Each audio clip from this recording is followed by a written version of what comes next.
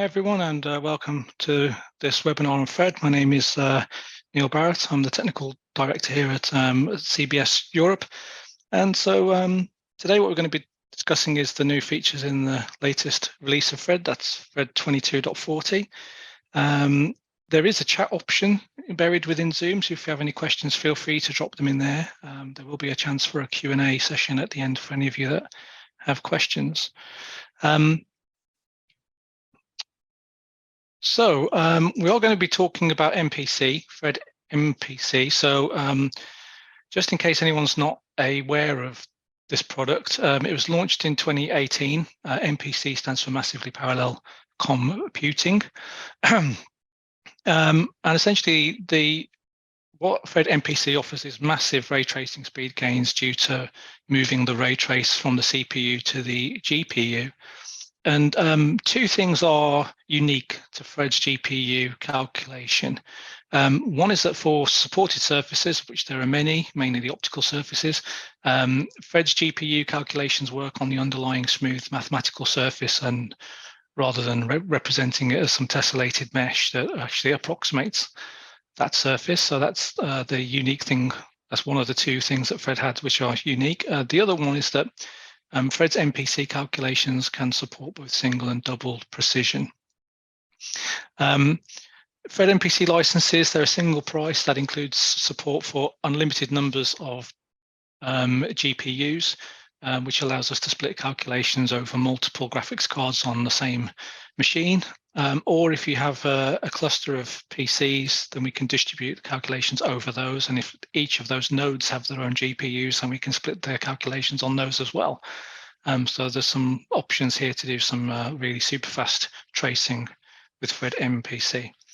So getting into the new features then, Fred MPC now supports polarization, which is a single word on a single bullet point, but actually took quite a lot of time and development effort to put into place. So to show you this in a file here, if I move to this Fred system. So this is a fairly simple lighting system with a random polarized source going into a light pipe. And if I just trace a ray fan here, just to show you what's happening, the reflections within the pipe essentially create three different channels, essentially three images of our source. And each of these three channels is directed to this pair of cube beam splitters, which are polarizing beam splitters. And within each pair of cubes here, the lower cube has a coating on the interior face, which will reflect the S state and transmit the P state. Sorry, it will transmit the S state and reflect the P state. And the upper cube has a coating on its interior face here, which reflects the S state and transmits P. And what's kind of novel about this this optical system is that between the upper and lower cubes, so between each pair, is a half-wave plate that rotates that reflected P state to an S state, so that it's then reflected out also. The idea being here that in also display systems, we want to take an unpolarized or a randomly polarized source and convert as much of the light into a single polarization state so it can be used efficiently with LCDs or LCOS. So that's what this system is actually kind of doing for us. And this system can be traced now using the speed of the GPU. So if I turn my ray fan source off and turn my Lambertian plane on, and if I run a MPC GPU trace where the rays are created on the GPU, traced on the GPU, and the calculation runs there as well, and we can see the trace happening. There's a pre-launch step, a launch, and a post-launch step. And most of the action is going on in the launch step where the rays are being traced. We're tracing around 20 million rays here. Each launch step is a million rays. So at the end, we have 20 million rays traced. It took around 17 seconds. And we have our output. We started with a 1 watt randomly polarized source. This is the light captured after a polarizer. So there is actually a X polarizer just before the actual detector plane here. And we can see that the light that makes it through this polarizer, well, 90% of our 1 watt makes it through. So essentially a relatively high level of the lights has been converted all to the S-state polarization that we actually wanted. So this type of optical system, it's now possible to actually trace these systems within Fred MPC.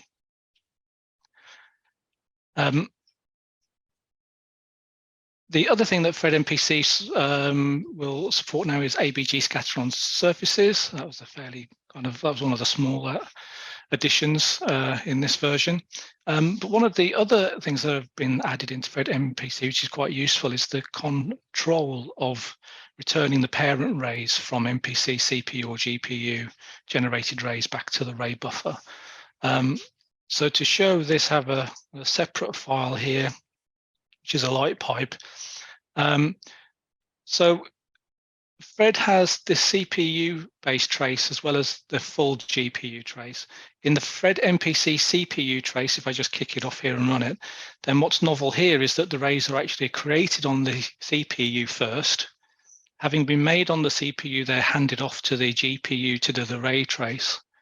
And we can see this in the output window here. The red part at the start is where the sources were made. On the graphics card, there's still a pre-launch, a launch, and a post-launch. And at the end here, we've traced our 15 million rays or so in around 9 seconds. And actually, this is already using this new feature. So you can see the post-launch is very, very small. And that's because in the advanced ray trace box, I actually chose, in this case, to not return the parent CPU rays at the end. So in the prior version of Fred, when you did a CPU, MPC CPU trace, you didn't have any choice. And the parent rays at the end would always come back to the ray buffer. But in the new version of Fred, we have this option here that we can uncheck this box, not return those rays, and the post-launch steps now become quite a lot shorter, which means the actual ray trace takes less time. And that's great if I want to just calculate something like some irradiance plot or something, and I don't need the CPU ray set at the end to be in the ray buffer.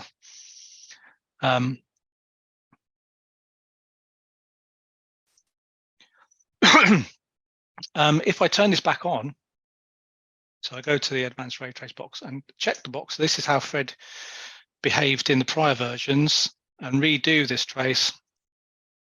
Then again, the rays are created on the CPU. They are then handed off to the GPU and traced. And then at the end, they do come back to the ray buffer. So in this case, we can see now that the post-launch steps are actually the longest stage of the trace. Whereas before they were taking virtually no time whatsoever, they're now taking just under half a second, and the total trace time has grown to around 15 seconds from 9 seconds.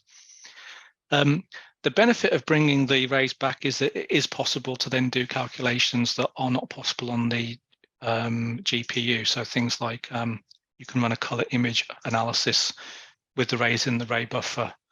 That's not possible directly on the graphics card.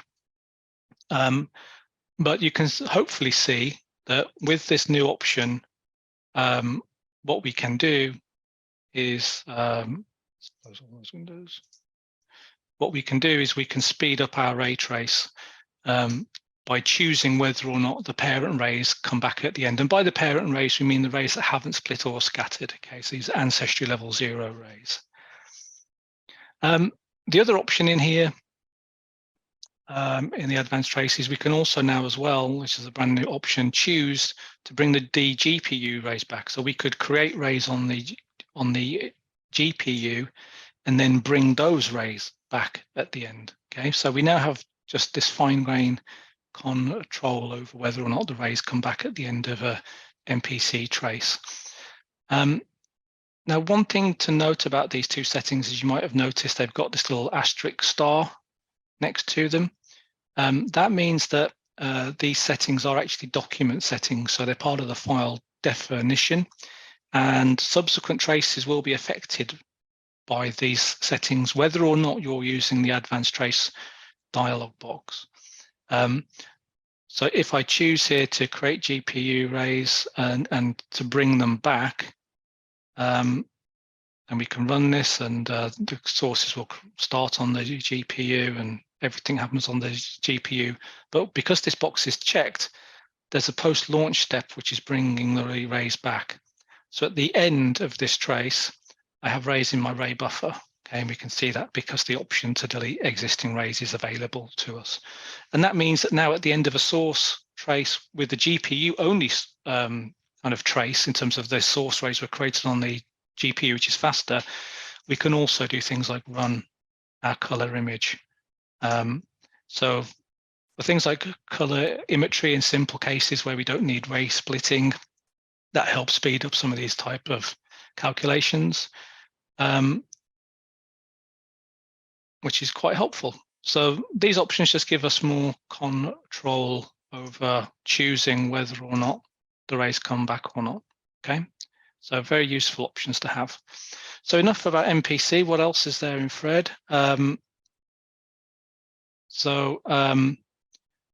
Actually, before we move on, there are a couple of other things about MPC. So the post-ray trace path merging has been improved quite a lot. It's now many hundreds of times faster. So for those of you that are doing path analysis with MPC, you should notice that speed gain. And there's also been some tweaks to the code as well to make the CPU and the GPU calculations agree much more closely for some corner cases. So in other modifications, we've added in across Fred 2 new types of volume scattering. So there's now the Gegenbauer model been added and the Mie particle scatter added into the volume scatter options, along with new volume scattering filters to isolate those scattered rays from the non-scattered rays. So again, just to go to Fred for a second, this is just a scattering slab here of fused silica with a Gegenbauer model. This was taken from a data sheet, I think, from Heraeus. The Mie model is also in here as well. So this is where you find both of these two things, but we'll just show what happens with the Gegenbauer. So with this in place, if I run a trace here and render some rays, and we can see the rays kind of rattling around and bouncing around volume scattered in here. So for those of you that needed Gegenbauer scattering to model the diffusers from information on data sheets, that is now an option, as is Mie scattering.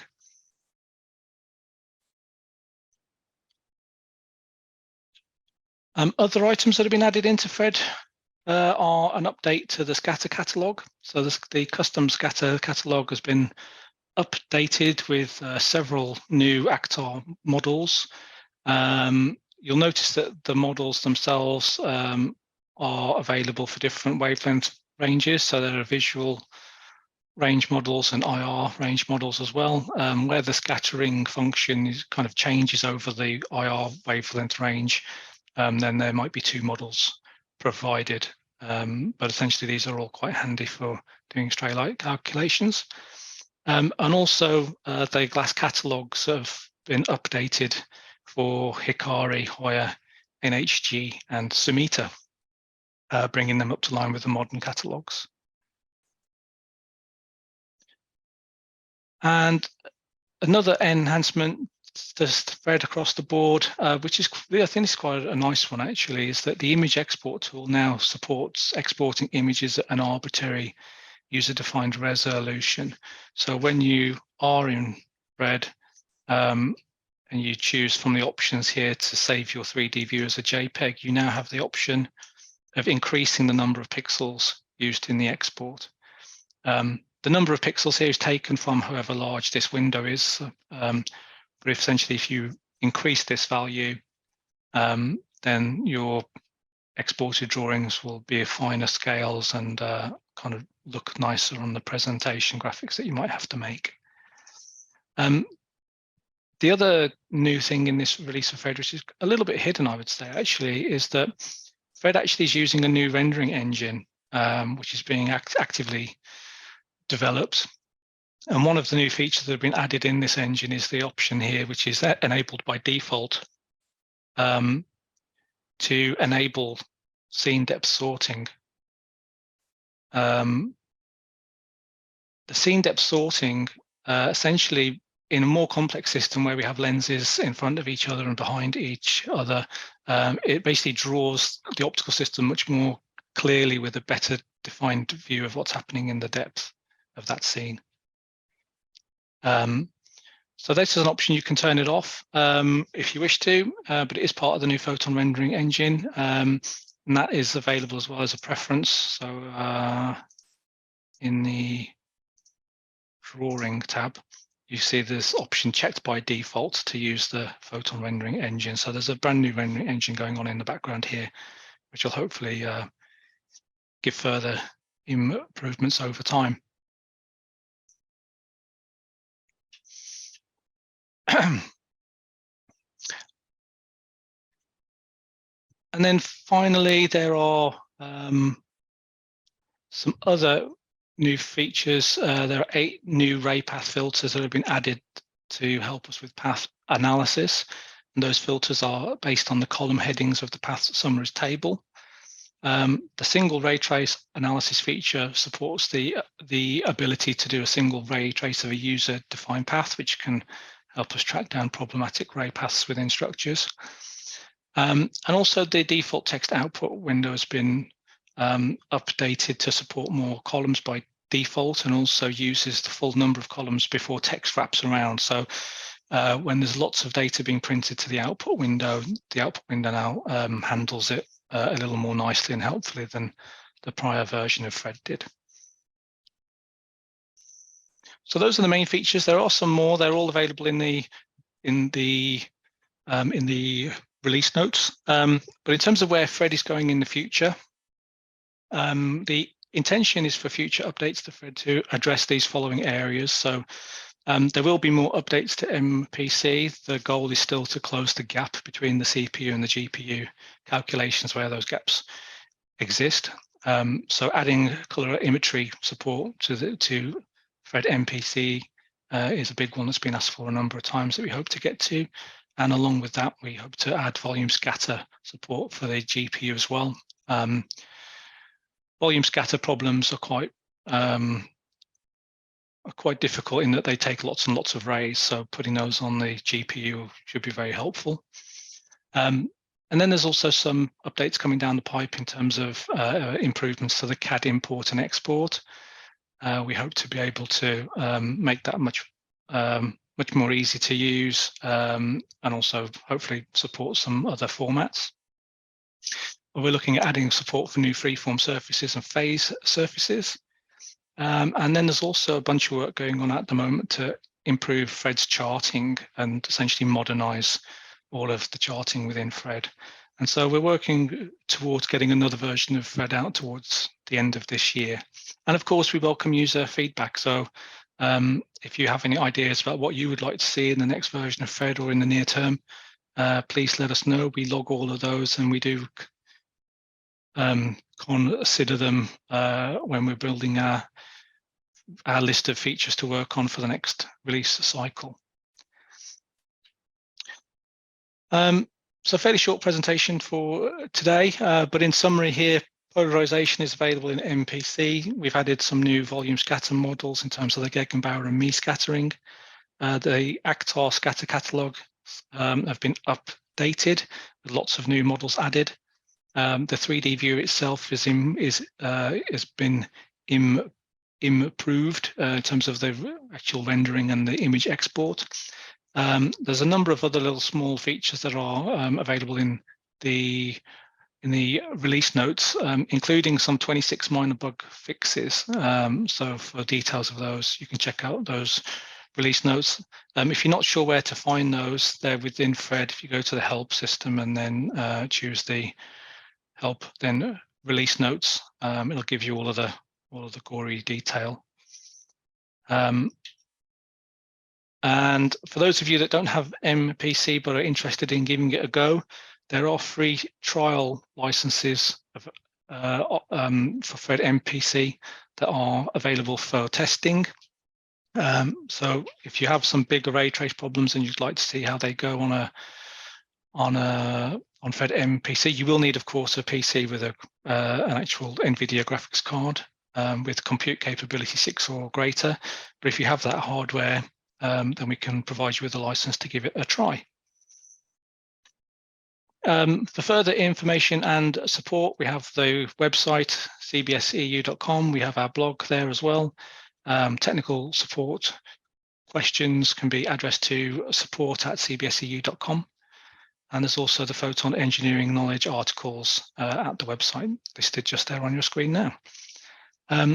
So that's pretty much the end of the webinar as far as things I have to present to you. Thanks for being here with us today.